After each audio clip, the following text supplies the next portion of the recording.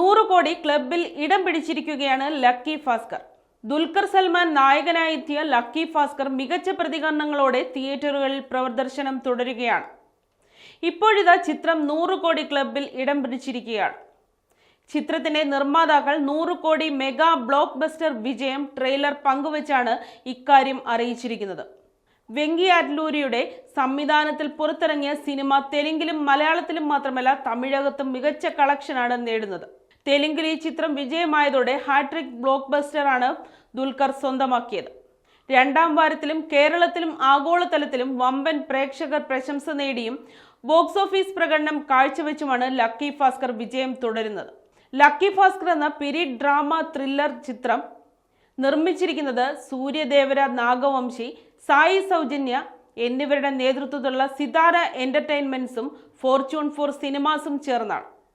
മീനാക്ഷി ചൗധരിയാണ് ചിത്രത്തിലെ നായിക. ദേശീയ അവാർഡ് ജേതാവായ ജി.വി. പ്രകാശ് കുമാറാണ് ലക്കി ഭാസ്കറിന് സംഗീതം പകർന്നിരിക്കുന്നത്. 1980, 1990 കാലഘട്ടത്തിലെ കഥയാണ് ലക്കി ഭാസ്കർ പറയുന്നത്.